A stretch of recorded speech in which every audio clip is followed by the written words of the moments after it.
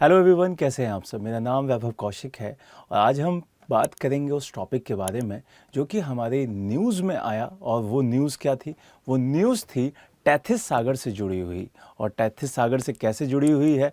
वो है आपके राजस्थान में कुछ ऐसे साक्ष्य मिले हैं जो कि किससे जुड़े हुए हैं? वो टेथिस सागर से जुड़े हुए हैं। अभी आपने कुछ दिन पहले एक न्यूज़ सुनी होगी, 28 दिसंबर को, पिछले साल, है ना। 28 दिसंबर को एक न्यूज़ सुनी होगी कि जैसलमेर में पूरा का पूरा एक ट्यूबवेल की खुदाई में पूरा पानी इतना तेज़ी से बाहर आया कि पूरा जलमग्न हो गया। तो उसी को बढ़िया से समझते हैं और उसी के साथ रिलेट करेंगे हम टेथिस सी को और उस कॉन्सेप्ट को भी जो जन्म दे रही थी सरस्वती रिवर से। ठीक है, तो चलिए स्टार्ट करते हैं। सबसे पहले आपको समझना होगा कि पूरे राजस्थान में जो आपका वेस्टर्न पार्ट ऑफ राजस्थान दिखाई देता है वो रेगिस्तानी एरिया दिखाई देता है। और उस रेगिस्तानी एरिया में अगर आपको मैप के थ्रू समझाऊं तो आपको ये जो जोन दिखाई दे रहा है जिसकी सीमाएं किससे लगती हैं? पाकिस्तान से लगती हैं।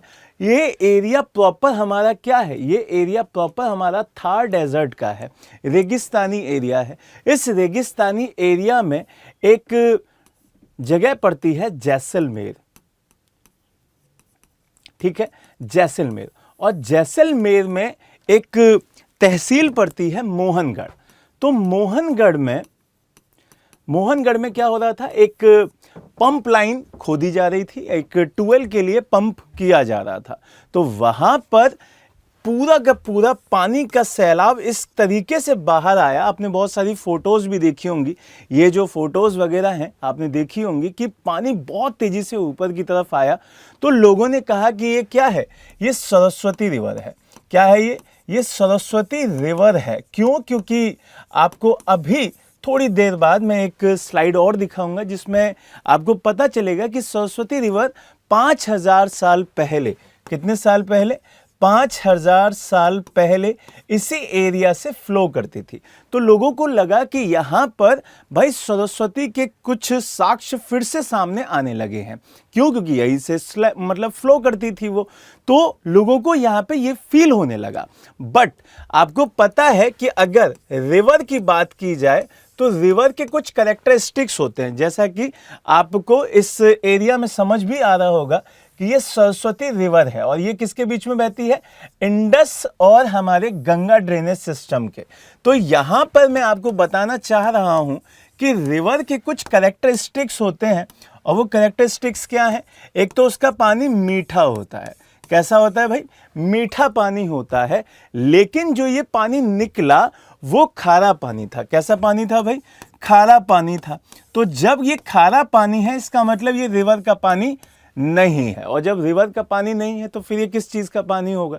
तो यहां पे भूवैज्ञानिकों ने एकदम यहां से नकार दिया कि भाई ये रिवर सरस्वती रिवर तो नहीं है। ये रिवर कैसी रिवर नहीं है? सरस्वती रिवर तो बिल्कुल भी नहीं हो सकती। क्यों? क्योंकि अगर सरस्वती रिवर होती तो इसका पानी मीठा होता। क्लियर है ये बात? तो सरस्वती रिवर नहीं है। तो अब ये क्या है? किसका ऐसा सोर्स है जो इतने तेजी से प्रवाह हो रहा है, जो इतना ज्यादा पानी आ रहा है?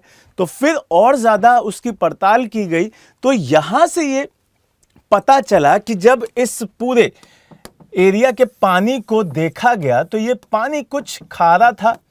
उसके साथ साथ इसकी जो ये मिट्टी दिखाई दे रही होगी आपको, ये मिट्टी आपको सफेद है।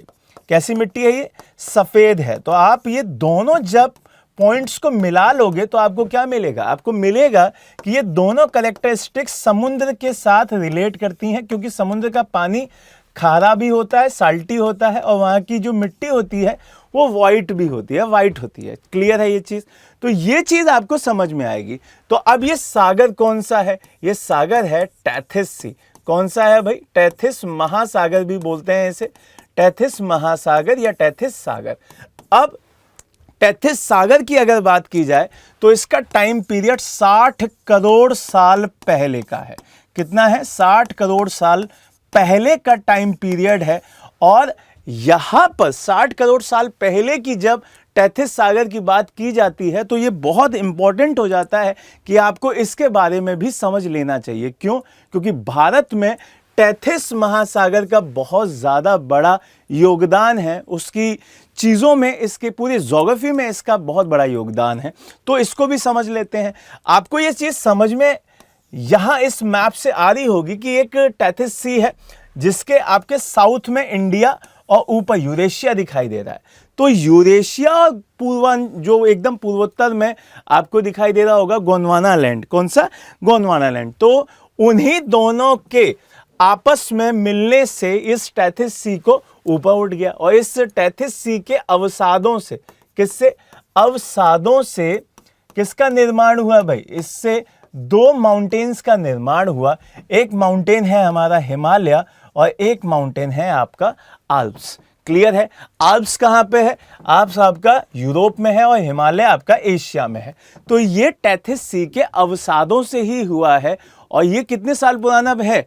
ये आपका 60 करोड़ साल पुराना है।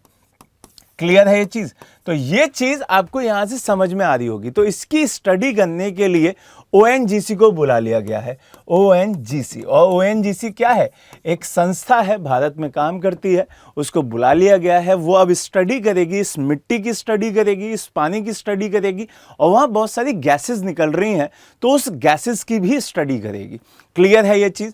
तो यहाँ आपको ये समझना होगा कि ये जो एरिया बना है ये भी टेथिस की वजह से बना है, जिसको हम हिमालय बोलते हैं। और ये वाला जो एरिया आपको बनता है आल्प्स वाला, ये जो प्रॉपर वेस्टर्न आल्प्स है, ये वाला जो एरिया बनता है ये भी आपका टेथिस की ही वजह से बना है। क्लियर है ये चीज़? तो ये आपके लिए बहुत इंपॉर्टेंट हो जाता है। तो अब लास्ट में आपको आंसर देना है इस पूरी न्यूज़ से जुड़े हुए तथ्यों को ध्यान में रखकर कि टेथिस महासागर के संदर्भ में टेथिस सागर से हिमालय की उत्पत्ति हुई है, टेथिस सागर से आल्प्स की भी उत्पत्ति हुई है। कौन सा कथन सही है? केवल एक, केवल दो, एक और दो, ना एक ना दो। तो ये न्यूज़ आपके लिए बहुत इंपॉर्टेंट थी। ये आपके प्रीलिम्स में टेथिस सी इस बार आ सकता है क्योंकि चर्चा में रहेगा। ठीक है, तो इसको बढ़िया से आंसर दीजिएगा। जय हिंद, जय भारत।